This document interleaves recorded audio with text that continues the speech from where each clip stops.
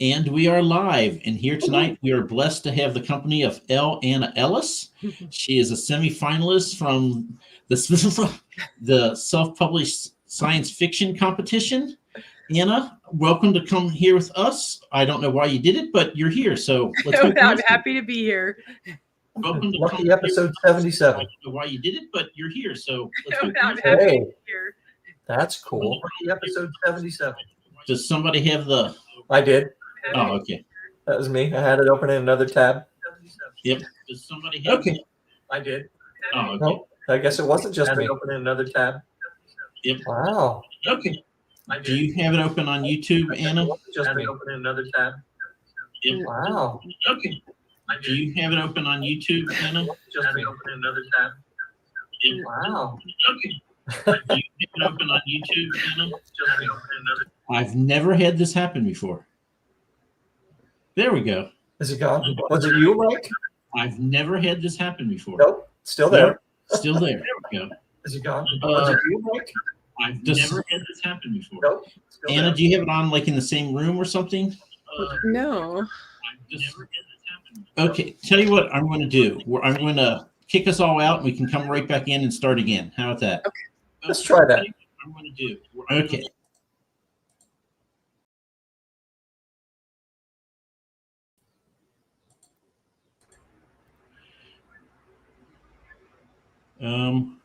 Okay, somehow I kicked Row out, but that's okay. Anna, you. I'm here. Okay, so I don't think hear an we- echo. Okay, somehow I kicked Row out. Oh, no. But that's okay. Anna, No, I still do. I'm here. okay, so I don't think hear we- an echo. Okay, somehow I kicked Row out. Oh, no. But that's okay. Anna, No. I Nope, still have an echo. I don't hear an echo. Oh, no. No. This is strange. This is strange. Let's see. Anna, can you unmute? Okay. I don't hear anything, so I think it's Rose. Maybe wait a second because it takes a second. Okay.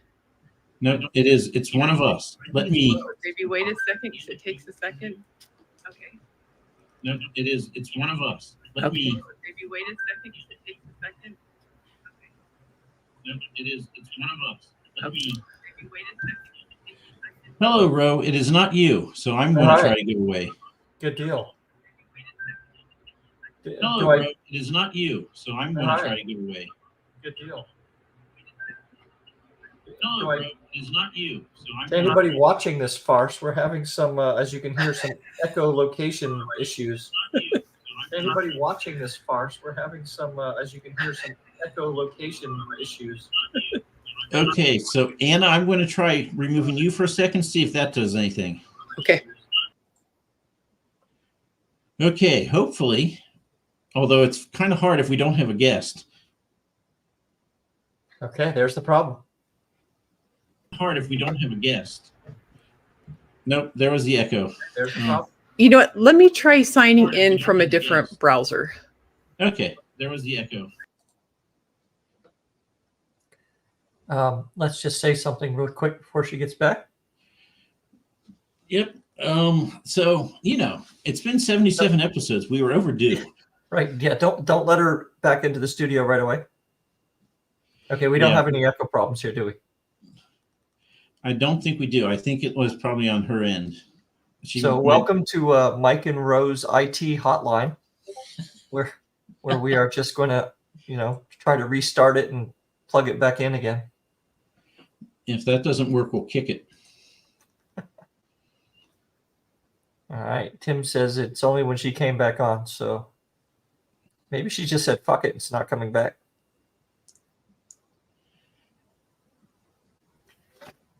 I'm sure other people have wanted to do just that. So. Ooh. So, how's your Thursday, Ro? It's just great because I have tomorrow off. So it's fantastic, really. Awesome. Yeah. Get ready to graduate the daughter out of high school this weekend. Yippee-ki-yay. So while we're waiting, oh, wait, there it is. So I heard I was the problem. Well, not you personally. Oh, okay. Thank you. I heard I was the problem.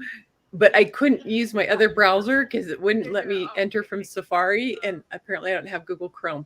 So I'm going to go get some headphones and see if that makes a difference. All right. Okay. So hopefully you guys can cover for me for a second. Okay. Well, while we wait, Ro, I have a silly question for you. Sure, bring it. If you had to swap lives with your main character for a day, would you survive? If you had to swap lives with your main character for a day, would you survive? Which main character? I've got several. That's up to you to choose. Yeah, I think I'd do all right. I mean, he could turn into a dragon, man. Oh, okay, fair. Yeah, I think I'd do all right. I don't know if people around me would survive, but I'd have a rollicking good time. I don't know if people around me would survive, but I'd have a rollicking good time. You get to hear this show twice for the price of once. What a deal. Oh. So while we wait, out there tonight, we've got Tim and Tim. Just Tim tonight. Tim is trying to pull an El Montague and get himself banned. I would be one of those nice little dragons, though, man. I'd be all right. Sure. Be a Gen X dragon. Get off my fucking lawn! Damn kids. So next week we are very, very busy. We have 9 interviews. Yeah.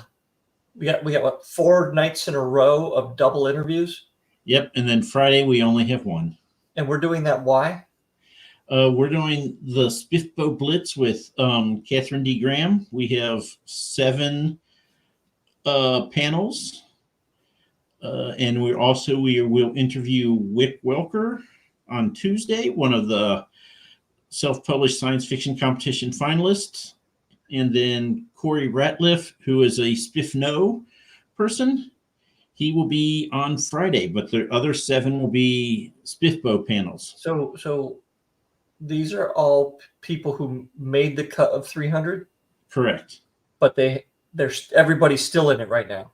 It doesn't actually start until June 1st, so yes. So yeah, we don't know if we're talking to like the eventual winner or this year's version of you. Yes, I'm guessing that we'll be talking to a lot of versions of me. But you never know. Brian in Virginia says he still hears a faint echo. Brian, that might be you, man. I don't hear it anymore, but I'm half deaf. Hear it, so that's the beauty of that. Welcome back, Anna. Okay, can you hear me? Yep. Let's just hope there's not an echo. The question is, can we hear you only once? I think we're good to go. All righty. So that is the most dramatic entrance we've had yet from anybody. Raise that bar. Oh, so how are you doing today, Anna? I am still hearing an echo on my end. I will try to ignore it because it sounds like you're not hearing it. We are not. It's all in your head. It's all in my head, which is certainly possible.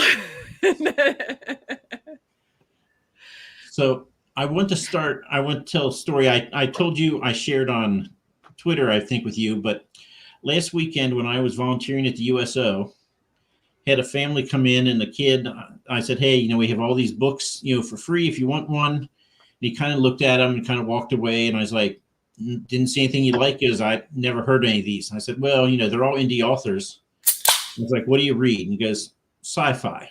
I said, okay, well, how about this one? And I pulled your book. I showed it to him. He goes, what's this about? And I said, I hope I got this right. This is what I told him. Otherwise, false expectations. But I said, so a woman is working at her job and she's told that she's being replaced by an android who she has to train. Then once she's gone, the android comes back to her and says, hey, we have to kill your boss. Is that accurate? That's actually very accurate with one exception. So I would think of an android as being maybe somebody physically present, and this is just like a digital creation. Ah, So it's somebody who's digitally cloned himself, who's given her job to his clone. well, I can just tell you that the kid's face just lit up, and he's like, oh my God, I've never heard it. I was like, yeah, you don't get this kind of story in traditional published. This is why you do indie. And I handed him your book. So you are holding the torch for all indie sci-fi writers in this one kid's eyes. Oh, And yeah, you did kind of put a lot of pressure on me, because apparently if the kid doesn't like my book, he will never read any other sci-fi ever again. but you know what? I think it'll be fine. If he's reading traditional, then he's not even hit anything close to indie. So I think that it'll be wonderful. But anyway, that was the story. And I mean, just the sheer joy when I told him your premise, he was so excited. So anyway. That's great. And if he doesn't like it, we'll give him a copy of Battlefield Earth and Tom Cruise's phone number. Right, exactly. Well, and I think that gets to a good point, is that there are different types of sci-fi readers. There are some sci-fi readers that want the spaceship, or there's other sci-fi readers that they want the alien in their sci-fi, and mine tends a little bit more towards the dystopian. Yeah. And so I hope he ends up liking the dystopian side of thing, or if he doesn't, I hope he finds the type of sci-fi that he likes. Well, I think he was 14, so I think that it'll be new to him, and it'll kind of blow his mind regardless. So, yeah, I don't have many fear. I think he's going to love it. I think hopefully he ends up buying the other 2 books from you. I hope so. Yeah, I mean that's really, I was thinking about why I got started writing, and I really got started writing because I want people to read my books and enjoy them. And I know every author says this. This is not a particularly shocking revelation that's why I got started writing, but it really makes a difference when somebody does read the books and enjoys it. Yep. Because then that's just like affirmation about this is why I do this. This is why I got started. Do you go to shows and things? And set up table? Yeah, so that's where I met Mike. It is great age. So I that's my very first show was Awesome Con in DC. It's a huge show. Yeah. Mike was there. It was not his first show. He gave me lots of useful advice, and keep running into him. And now I feel like I'm running into a good friend whenever I see him.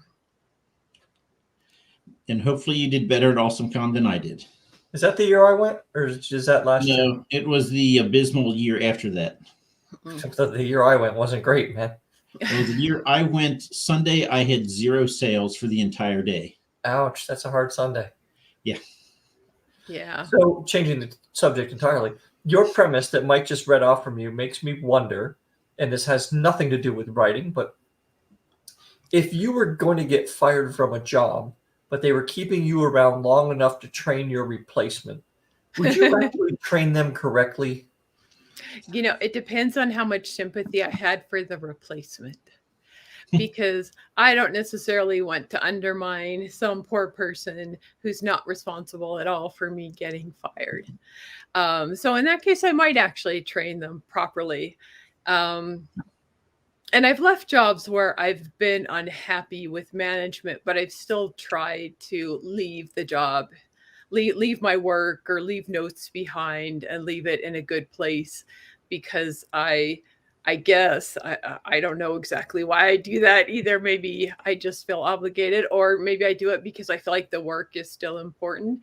So I want to try to help out whoever's coming after me. But I've never been in a place where I knew for sure that the person replacing me was someone I disliked. But what if it was a robot, right? Or yeah, no, I might like a robot. How much but if it was my if it was my evil boss's digital clone, then probably not. Like why would you try to do a good job in that case? You could just sow the seeds of that company's downfall. Exactly. Though the main character does have a lot of personal connection to the company. So there's a lot of mixed feelings there because she would have been sowing the downfall of a company that she cared about, even if she was not. And I think well, I know she's still employed by it. She's just demoted, really. But when you're at a certain level and you get demoted, that can be hard to come back from, especially when it's like global news. You're working for like the premier company in basically the whole world, and you get demoted from a higher level position, then it becomes national, not national, it comes global news, and that's probably like a little bit tough emotionally to recover from. Yeah. It would be like being in the NFL and then being traded to the Jets.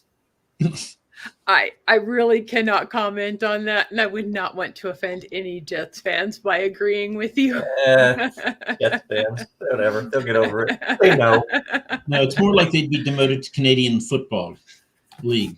Oh, still don't want to offend the Canadian football fans. Don't want to offend your favorite Canadian in the comment section here. Right. I'm trying to get Tim banned by having him make too many comments, just to prove to EL that it does happen to someone other than him. Well, and I'm trying to think of like a sci-fi quote. It's like getting demoted to a red shirt. Oh, yeah. Oh yeah, you guys mentioned that yesterday. Yeah, no, that's what it was like being demoted to. Oh, that's just scary. Your red shirt, you're going on an away mission. No. So Anna, how many books do you have back there? I have 3. So I have three things with character art, which are in the front, and then in the back you see the trilogy. So just to answer a question you may or may not have been about to ask, the trilogy is in fact a trilogy. It ends with the 3rd book. I do sometimes have ideas of, hey, this could be like something else I could do with these characters. But whenever I think about that one, who knows if I'll ever do that. I don't have plans to write any more books in this universe at this moment, though I might be inspired to in the future. And then the second thing is, I think it would be more of a spin-off book. Because one thing right now, like if you read book 3, you're going to have so many spoilers from books 1 and 2. And because they really like the next book begins as soon as the previous book ends.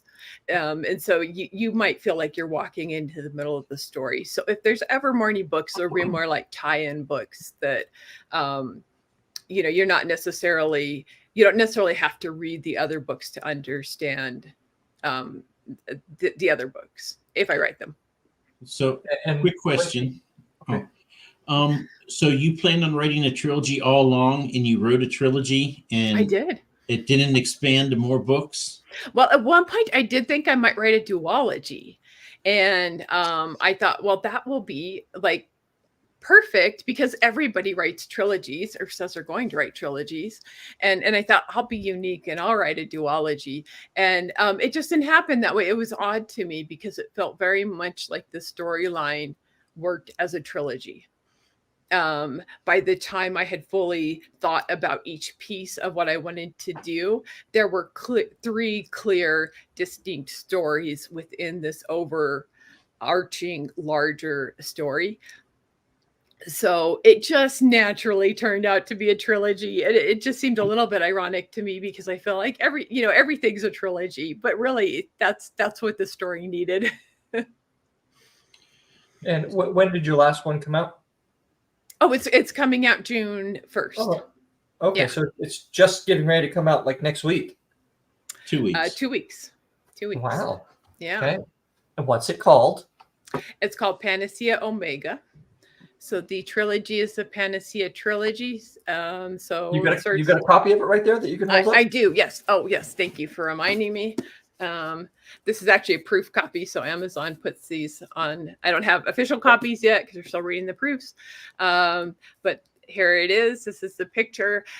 Each one of the books has a kind of defining or a key natural event or possibly disaster that plays a role in the story. So if you can guess, this is one of the wildfires are a big part of the story.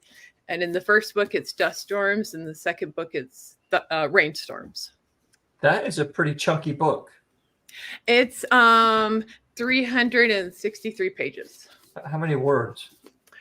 130. Okay, yeah. Oh, and this is another odd coincidence. So the books 2 and 3 are, no, wait, maybe those are the ones that are 363, and this one's a little bit longer. Yeah, this one's 372. But books 2 and 3, totally without any effort on my part, both ended up being 363 pages. Even though there are actually a couple thousand difference in how many words they have, they somehow came out to be the exact same number of pages. And I don't think you could do that if you tried. Do you know Dr. Melissa? I do. Okay. She's a friend of mine. She's one of my beta readers. And so she's already read Panacea Omega. And she wrote a comment on the epilogue about what happened to the whales. And I was like, I don't understand what you're talking about. There's no whales. Well, apparently it's a Doctor Who reference. I don't know. It's some like major sci-fi reference that I have wanted to watch but have not yet. Oh, if it's a Doctor Who reference, yeah. I mean, there's only like 50 years of Doctor Who that you could have to plow through to find it. My wife would probably know. Yeah. Or so Avengers. Oh, okay. Yeah. Sorry. I don't watch a lot of. I'm not opposed to superhero movies, but I don't. They're not on the top of my list of stuff to watch. So I've not watched Avengers. Are you talking like Avengers, Marvel MCU, or Avengers like the 60s television show? I think she's talking about MCU, but she will have to answer that for you. Yeah, I trying to find a whale in the MCU, and I'm not coming across it. So while we wait, Anna, would you like a serious question or a silly question? Kind of. Let's go for silly. Okay. Number 8. That was a lot of dice for 8. If your main character got to write a chapter with you in it, how would you fare? Oh, so there's different main characters in each book. So you just have And to I pick one. feel to go. like 1 out of 3, I would probably not fare well because there might be some revenge going on. But if the other 2 wrote one, then I think they would write all of us into the story and we'd be best friends. Okay, so Avenger Endgames. Yeah, it's not a whale. It's the big alien things. Leviathan things. Yeah. Okay. Now I get it. All right. Okay, So I am sad for the whale lovers or the Leviathan thing lovers out there, but there are none in the Panacea trilogy. So Maybe what did my you do next to this character in your book who would end you? I don't think she'd end me. I just said it might not go well. Suffer. Yeah. But I feel like I should not be more specific than that. Okay, so now that this trilogy is finished, do you know what you're going to write next? And are you going to stay in sci-fi or cozy mysteries or what? Probably sci-fi. I do have a couple ideas. One that is just more of a, hey, wouldn't it be cool? I'd like to write something maybe for middle grade readers, like the, I don't know, elementary school or junior high kids, and like older elementary school. And I'd like it to be, I was in the Spy Museum one day buying some gifts for my nieces, and I thought it'd be fun to write a book with like spy stuff in it. But I am a sci-fi writer, so it'd have to have like a sci-fi element to it too. So I was like, there's a lot of fun things you could do with that, but I haven't gotten farther beyond that, except there might be a cool hotel with lots of secret passageways. The one that I've actually gotten a little bit farther on is This one involves alternate universes. So there's a group of employees are working on a big project. I have this idea they're trying to find some fraud, like they're fraud investigators, and they get pulled into this alternate universe. So it would be like DC. You would still be able to see the monuments or other things that would indicate that it was DC, but it would be very different. And so I was a Peace Corps volunteer in Paraguay in the 1990s, and I thought it would be DC, but it would look like Paraguay did when I was there in the 1990s, and the interaction with people, and the main characters would have experiences happen to them, just kind of on the side, because there'd be the whole like mystery part to it too. But like I had this this rat that like lived in my house for a while, and it would run across this beam like every night at 10 p.m. And then like one day it got knocked off, and it was running back and forth under the bed with my cat. It was like thunk, thunk, thunk, thunk, thunk, thunk, thunk. And then like a minute later it'd be like thunk, thunk, thunk, thunk, thunk, because like the cat was like hitting underneath the bed as it was chasing this rat back and forth. And for those of you that are concerned about the rat, I just want to let you know it got away. But like I would be pulling, I'm never going to write a memoir or anything like that, so I would pull these experiences into the story. But in terms of the plot, it would be one, trying to figure out how they ended up in this alternate universe, because these people get pulled into it, and it's like this group of coworkers, and they're trying to understand how this universe works, because it doesn't work the same as ours. And they're trying to figure out how to get home, and were they somehow pulled into this alternate universe, or was it just a mistake that happened, like what caused this, basically. So that's probably the one that I will start working on next, because I have a little bit, I've written a possible first chapter, and I have a little bit better idea where I want to go with it. What did you do in the the Peace Corps? Thank you. So my main job was environmental education. So I worked in the schools. I worked with teachers and developing environmental education lessons. Nice. Things like green manure, which is plants you can grow that put nutrients back in the soil, and things like that. What do you do now? Oh, I work for the government. Oh. I work for the Postal Service. Okay. All right. And so what got you writing? It's been an interest of mine since I was a kid, and I took a creative writing class in high school, and I loved it, and I wanted to become a writer, and I went to college, and the closest thing to writing was literature. So I started off as a literature major, and then I realized I didn't have particularly much interest in reading like classic literature. I think maybe Teresa said the same thing. Maybe it's a sci-fi and fantasy thing that we don't want to read the classics. And not that I didn't enjoy some of it. Some of it's very interesting, but that it didn't make sense as a major. And I think I might have also realized that I probably was not going to earn a living from being a writer. There you go. You also realized you wanted to eat. Yeah, exactly. And I had other interests. So I followed some of my other interests. And for a long time, writing took a back seat.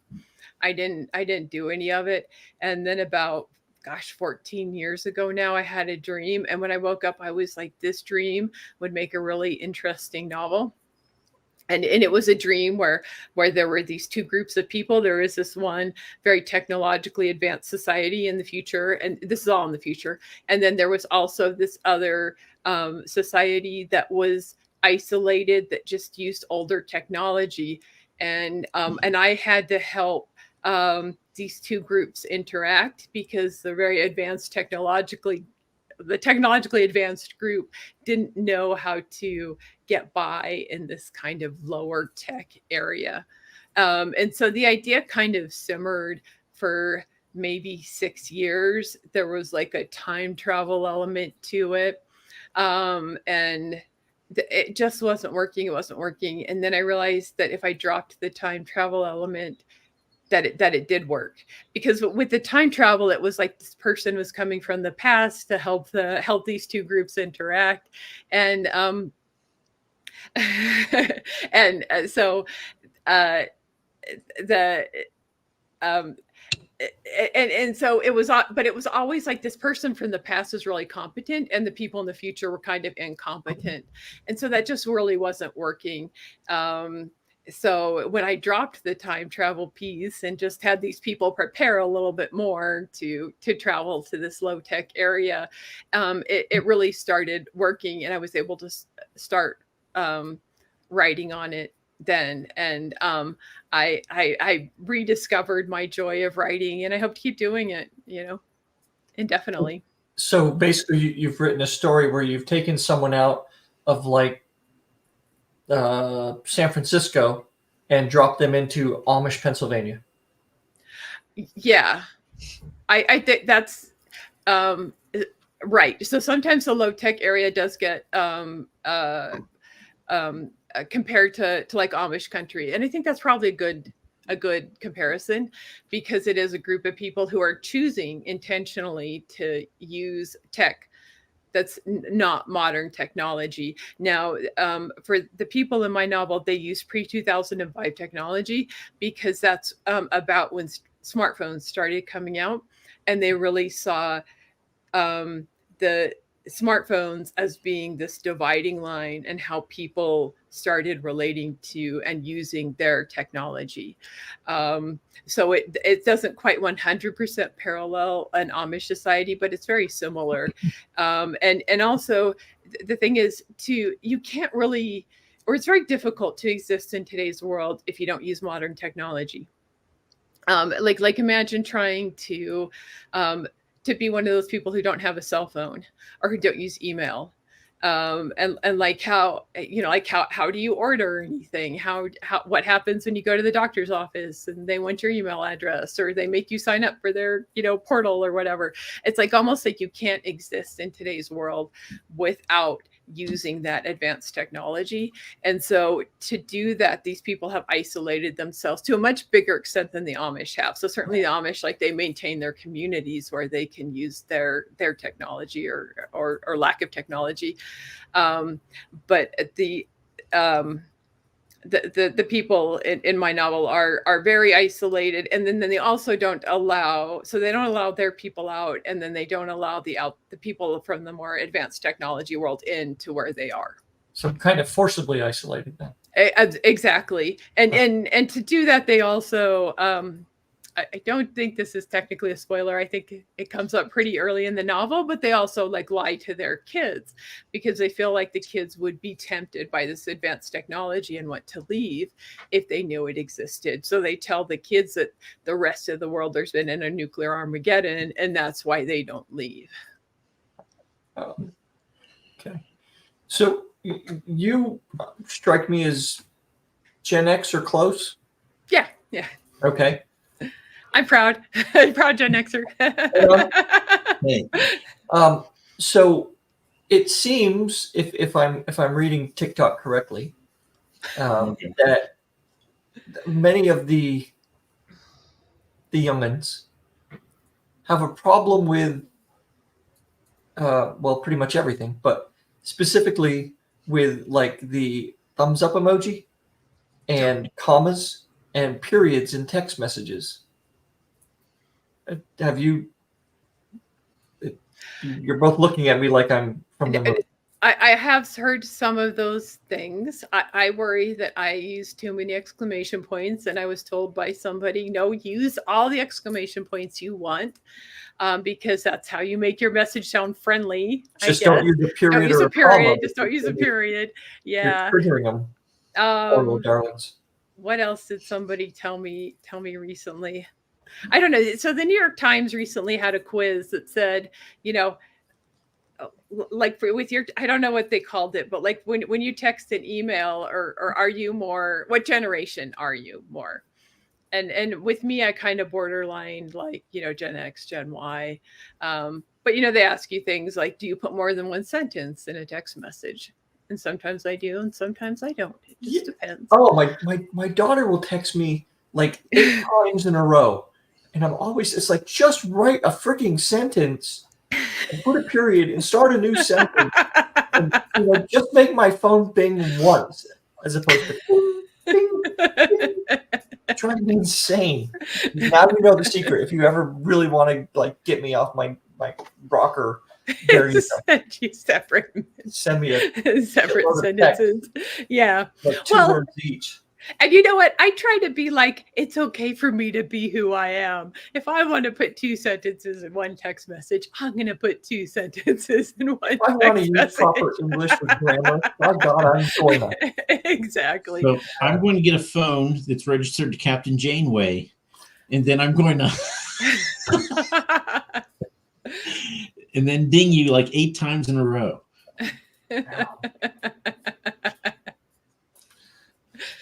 So when did your first book come out, Anna?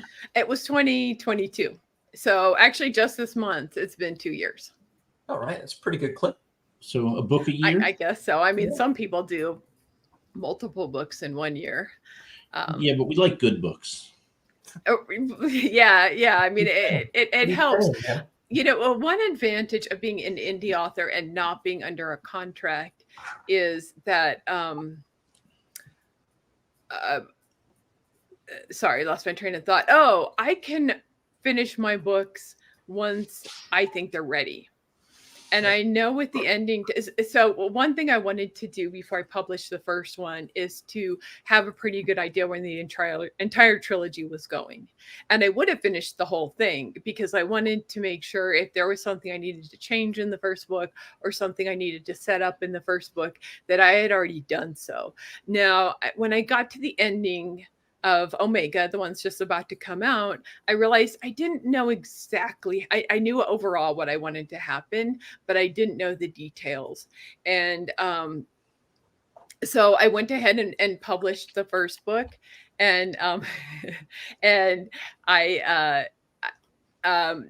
then I got to that point. So then I published a second book, and then I cleaned up and went back through the first part of the third book, and then I didn't quite know how to do the ending because I really wanted, it's about 1,000 pages. It's over 1,000 pages at this point, and I wanted it to fit the trilogy. I didn't want somebody to get to the ending and be like, eh.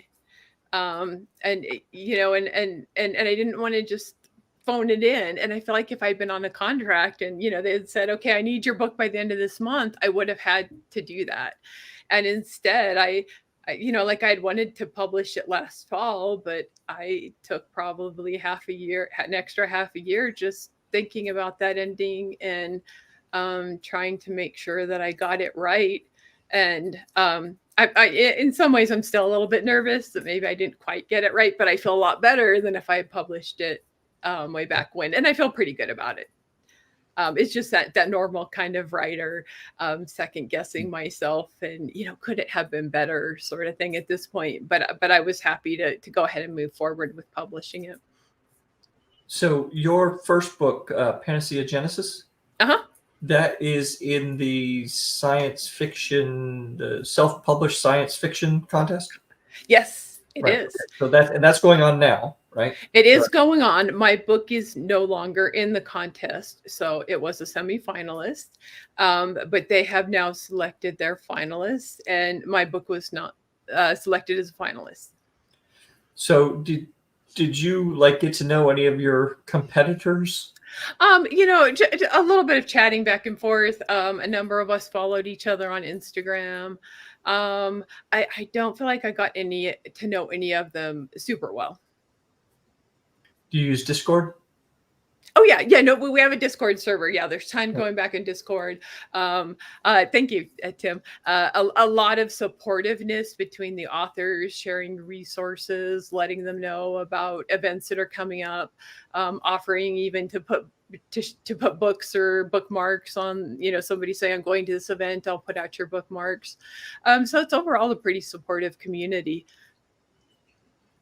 I have a question, if I can ask about your competitors and fellow semifinalists. Mm-hmm.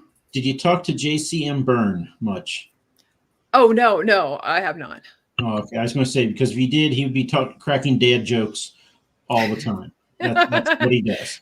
Dad jokes or dead jokes? Dad Yes. jokes. Dad Yes. jokes are the best. I got it. How do you prepare for a party in space? You plan it. Oh, that's Oh, I'm so sorry for bringing this up. It is my fault. So now that you are out of this competition, have you read other people's books? No, I have not been reading any books until Omega's done. And so I think I showed you the proof. I'm proofreading that right now. Yeah. And in about a week, I'll be done with that. And I will have to figure out what to do with my life, because this has been a huge part of my life for a long time now. Yeah. But I do have a couple of the books that I've noted that I'm interested in reading. Okay. Silly question, Mike. Silly question? Okay. The silly questions make me nervous. They're kind of challenging sometimes. Okay. And you have to pick which character you want. Okay. If your character competed in a reality TV show, which show would they be on and would they win? Oh my goodness. They were on a different question. They're on Survivor. They're on Survivor. Oh, forget Survivor. That's a horrible show. How about Alone? Have you ever seen that? Yes, I have seen a couple episodes. Alone is amazing. Yeah, I think Mariella, she's the main character in the first book in Genesis. I think she would survive because she's the one who's the vice president, but she's a tough competitor. She's willing to make tough decisions. She's pretty savvy. She's I wouldn't call her ruthless, but she's maybe the toughest in terms of all of them. And I don't think she's particularly shy about like having to be. Wait, no, I'm thinking of Naked and Afraid. Or whatever that one is. That's what I thought. I don't know what Alone is. Let me get off topic a little bit.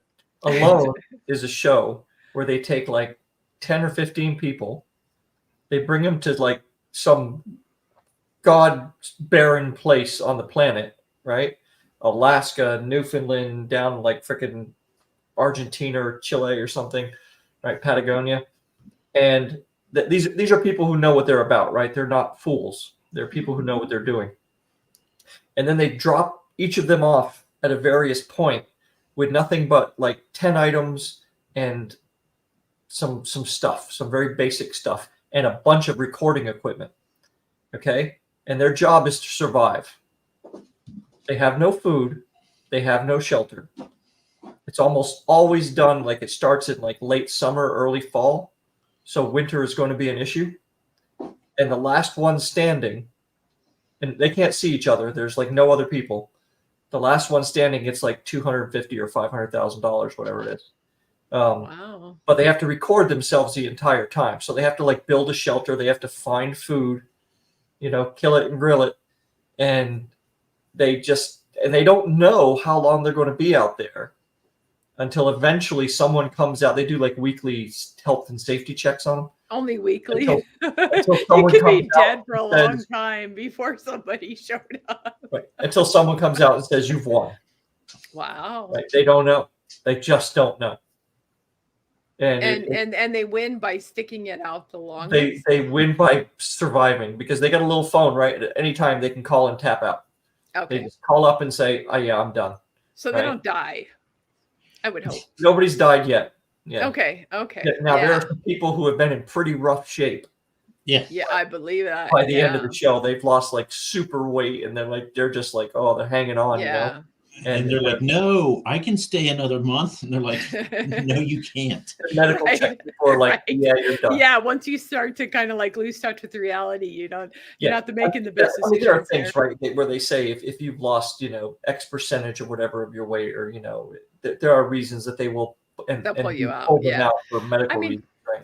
I haven't seen Naked and Afraid that many times, but I think it's pretty similar. But then you don't really get anything, or maybe very few items to take with you, including no clothing. And so similar sort of Well, thing. I isn't think that- my ki- Isn't that like in population centers and stuff though? And they're not by themselves, right? they are like out in the jungle often, but I think they have a camera crew with them. Oh yeah. These folks got nothing. They're really alone. There was a guy once that he managed to kill a moose, and he skinned it with like a 6-inch knife. Okay. I mean, he cleaned a whole moose with his 6-inch knife, which is I crazy. do have one kind of, he's not a minor character, but he's definitely not one of the major characters either, who's a survivalist, and Mhm. he would do great. I mean, definitely if I'm going to send off one of my characters to do that, I would send him. But of the three main characters, I think the Mariella, the main character in the first book, is the one with just enough cutthroat, and grit and determination to do the best on that, I think. So who do you base those characters off from? Do they come from any like bits of people that you know, or? No. I try. It's not easy actually for me to base characters on people I know. Because sometimes I'll say, "Oh, I kind of want a character to be like so and so," and I can't really do that. It's hard for whatever reason for me to see people that I know well in a light that I can translate into turning them into a character. So they're not really based off of anyone in particular. You could do what Mike does and just kill him. Yeah, I heard that yesterday that you are known for killing off your characters. It started with one guy who said he wanted to be in the book, and I was like, okay, sure, I can write you in. And then But I'm going to kill you off in the next page. well, then he saw and he's like, "Oh, I would never do this. You have to change this." And I'm like, "There's no voting on what happens in my book." So I'm like, so new rule, you can be on, but I'm going to kill you off in probably a chapter or so. EL. So now he's claiming we banned him before he even got here. He'll wait 46 minutes before he says anything. So you don't have any bad bosses that get killed off as bit characters, anything fun like that? Oh no, that would be fun. I have one character. She's technically over 100 years old, but because she's gone through a tesseract that has every time you go through the tesseract, you have like a 3-day jump forward in time. She's gone through it so many times. She's closer to being 80, and she really started to remind me of my aunt. And just very opinionated, kind of sarcastic, very sure of herself aunt. So over the time, I started to write her closer to my aunt. So she starts wearing, she lives in the low tech area, and she starts wearing like khaki with flowered shirts, and she has all these like gold bangles on because that's what my aunt used to wear. And so she kind of became my aunt with time, but she was not originally based on my aunt. Granola isn't something you just do. It's something you kind of morph into over time. What is? I heard granola. Granola, yeah. Oh, I don't know what The that is. granola people. You just described one. It's the khakis, the bangles, and the whole thing. It's just... I think of a granola person as being much nicer than she is. She is okay. like sharp as a whip, and she will tell you all about it. So. And my aunt was the same way. She would tell you her opinion in no uncertain terms whenever she got a chance. So I'll tell you, in my first book, one character I'd said, you know what, this is going to be my brother Tim. And the character's name was Caradoc. And I was like, he has to be bold and brash and really, really impressed with himself. And, and so I wrote it, and I showed him like an early draft or whatever. And so Tim reads and he goes, "I like this Caradoc. You need to have more of him." And I'm like, "Of course you freaking like him, the narcissist." I bet my aunt would have liked the character that turned into her too. She would have definitely wanted more. You're pretty generous to Tim with Caradoc, I think. I am, but I'm going to kill him. I just don't know when. Or how. Okay, we got a question from EL here, Anna. One I love writing. Okay, I think I have a couple. So I have journalist who has a very distinctive style about himself, and he shows up in some of the scenes, but I also show like either video posts or blog posts that he's done that are very distinctive in their tone, and those were always very easy for me to write, and I really enjoyed writing them, and they helped me also talk about things that were happening in other areas that weren't necessarily, none of my main characters were there, and he could talk about it. And because he has this distinctive style, it hopefully kept it kind of interesting. And then I have another character. I guess I'm having have a little trouble thinking because I'm on. I know everybody's waiting for my answer, but there's another character that I really enjoyed writing. Well, you think about that. Okay, thank you. Question. So EL brings this up. He said he loves his villains. I like writing villains probably more than the heroes, just because it's so much easier. There's not a lot of ambiguity, really, right? Yeah. They don't have to try to be something they're not or become something they are. But what about your villains? So actually, that is one character that I really enjoyed writing is this digital clone that that the main character, that her job gets given to this digital clone. He is a character in his own way. There's certain maybe things that he doesn't get or that he does, and I really enjoyed writing him as well. And I don't have any this is a little hard to explain, but I tried to stay away from having like one big bad villain, because I wanted it to be about how humanity, how the people in the world were relating to technology. So I almost wanted it to be things that they were doing to themselves by choices that they had made about technology. So it's not like there's this villain who's, and there are actually like this digital clone. He is in a villain, but he's not necessarily the big bad villain that's driving the plot. The plot really is more about their relationship with technology. But anyway, writing this one character was fun. He's influenced by, he's a clone of this CEO of this virtual reality company, but it's like the cloning process doesn't work quite right. So instead, he starts taking on the personality characteristics of whoever he's spending time around. So you have this villain who's been spending time around this one character who's a very nice character, and he's still a villain, but he starts acting or using some of the language of this other character. So that was fun to write. That'd be kind of difficult to write, actually, because you have to be very cognizant of being sure to change them little by little throughout the story arc. Yeah, I think I don't think this one is particularly challenging, but I know what you're talking about, especially with some of my main characters that have gone through arcs throughout the story, is how do you make that incremental throughout 3 books, really? Mm-hmm. I think I agree. So that there's a comment that clones would be different people because they have different life experiences. I mean, I think that's clearly the case with this clone. And I agree with that. And EL is just filled with questions now. Well, thank you. A go-to tension builder. So I would say a tension amplifier is the weather. So there's things that are happening, there's problems with the technology or whatever that they're trying to deal with. And while they're dealing with this, there's other weather things that are going on in the background.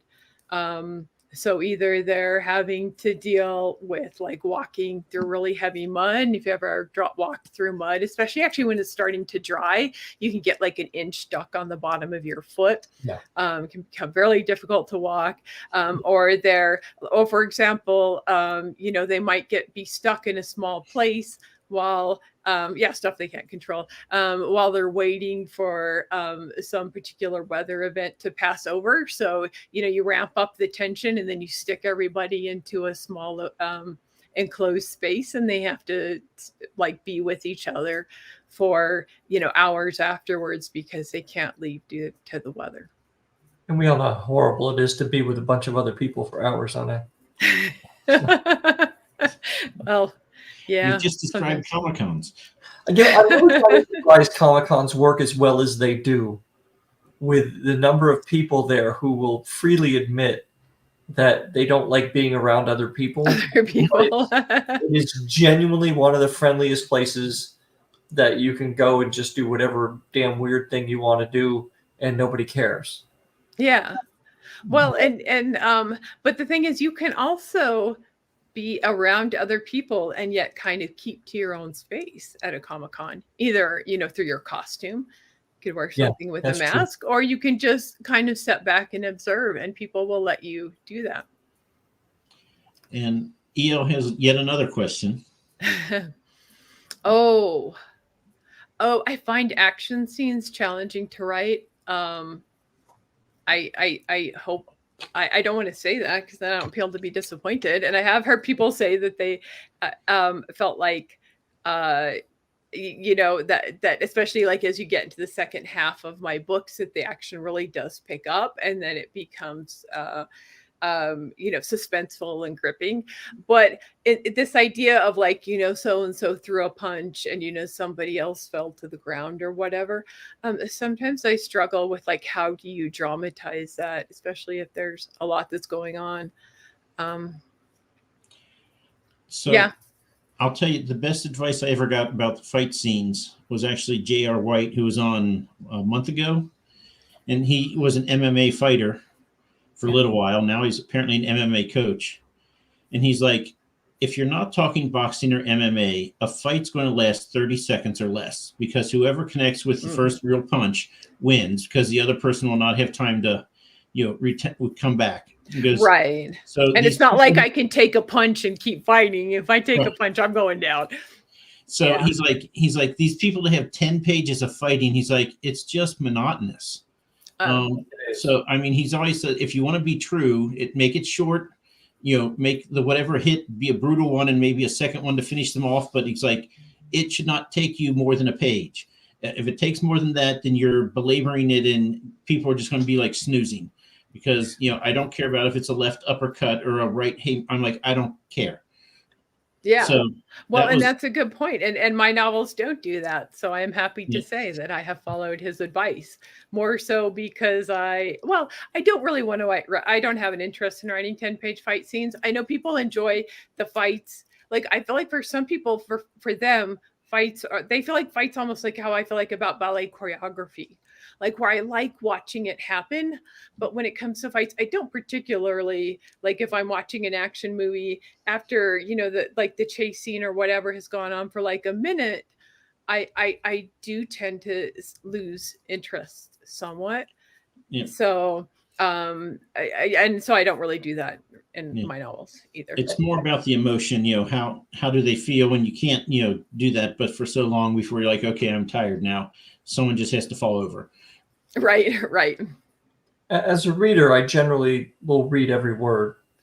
Mm-hmm. But if it's a really long fight sequence, I will scan ahead real quick to find out where this ends, Yeah. And it's like on the old Westerns, where these guys getting punched in the face over and over again.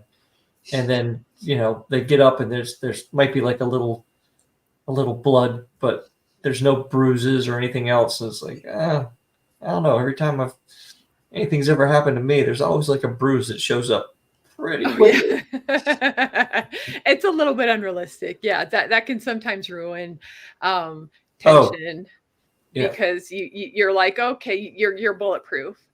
So there was a question about whether I had a process. And I think my process is usually I have an outline that is very flexible. I'll jump around in the outline.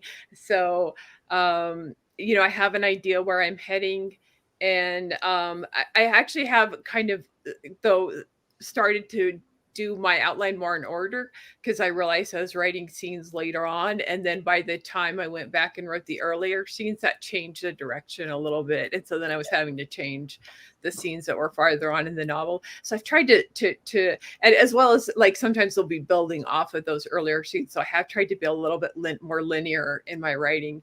But they said, like, do you have an itch you have to scratch? I think this idea when I first started it, that's what it was. And now I'm kind of feeling that way a little bit, like about my next idea too, is, I'm curious about it. I want to see where it goes. I want to see what happens with it. But don't have a real great sense of where that one's going yet either. That's half the fun, though, is not knowing exactly where it's going. Yeah. And I think that's what EL's getting at here, is he knows what he wants to see, and then he says, okay, now I've got to write my way there. Yeah. And I have to say, like, for me as a writer, I still feel that same sense of discovery that I feel as a reader, of like, wow, that was cool, or I like that. I like what just happened there. And it's always kind of nice when I feel like, at least for myself, that I can recreate that same experience of discovery and like, oh, that was interesting or maybe unexpected in some way. What's the best feedback, review, whatever, or just comment from someone that you've ever received about one of your books? I had somebody say it was suspenseful, and I really liked that. And when I have people say I really liked the characters, I like that too. And I'm looking forward to reading the next book is always a good one too. Yeah. Oh yeah. That's always, yeah. Yeah. That's a great one. Have you had someone come back at a Comic-Con and like, I read book 1, I need book 2? Yeah. Because that never gets old when you're like, it's one thing just to say, that was interesting, but to say, I want the next one, I want to buy it, I mean, you got to believe them that they mean at that time.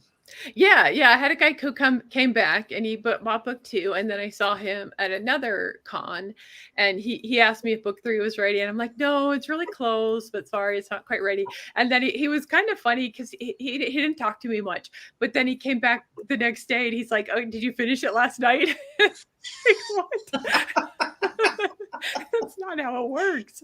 But that was really nice. Yeah. I mean, that somebody was interested in reading the second book and was even since once they read the second book was still interested in continuing with the third. So EL once again claims that I banned him as if I am technologically savvy enough to do that. I could tell this is a running joke. Oh yeah. A little bit. So your third book is coming out June 1st? June 1st, yeah. All right, so less than 2 weeks. You want to hold one of them up? If you got book 1, you can hold that up as well? Well, okay, so all 3 are behind me, so I won't get up and go get them. But yeah, so book 3 is the one that's coming out on June 1st. You can get it at the Fireforge Books website, which I tried to put a little sign right there, but it's very little. That was the biggest I could fit on my printer. You like a whole printer, you can only get something. What is the It's fireforgedbooks.com. Fireforge Books. Yeah. While Ro is doing this, Anna, once you're done with book 3, I have a suggestion for something you should read. Fireforged. Forage? Forged. With a D. Sorry. So, all right. Once you're finished with your book and you can go to pleasure reading, I do have a book to recommend to you. Okay. And it's our own EL Montague, Heirs of Flawed Creation. It is all about androids and humans, where androids have become self-aware. And all the stories are told from the android's point of view, and there's been 2 or 3 human android wars, so it's kind of sketchy at best, the piece. And it's a collection of short stories, and there's 2 in there that I've already told him he must make into full-fledged novels because I must know what happens. Oh, cool. But I mean, for me, if I do sci-fi, I tend to do space opera, and so for me to actually be just drawn in by this, yeah, Heirs he- to a Flawed Creation. Yeah. and it's on audiobook too, if that's what you want to do. Highly recommend it. I cannot speak highly enough about it. And I don't like saying nice things about people when they're here to see it, but I had to tell you about the book because.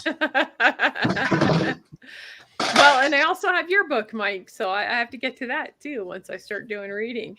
Oh. But you wrapped it in this and in your map, and you put like a little wax seal on it, and it looks so cool that I can never open it. I might have to buy the ebook to actually like read it. So my brother told me he bought the first book for someone at work, and he said that the kid actually cut the tape on the bottom and he unwraps it and he pulls it out of the map and he reads it, and then when he's done, he slides it back in. Oh, yeah, and no, I like, can totally get that. I'm like, the wax seal cost me, 12 cents. The map I printed out at work for free. I mean, but I don't know. To him, this is, he has to be very careful. And I'm like, okay. Yeah, no, because we can't recreate that. And it looks really cool. And we don't want to mess it up. And to end this on a high note. Oh, no. I'm scared. Make everybody feel really old. Sunday is the 25th anniversary of the release of The Phantom Menace. Oh, wow. Wow, so, 25 years ago today, you've never heard of Jar Jar Binks and your life was better. Come Sunday. Wow, 25 years. I still think of that as like the new one. Years ago. Yeah.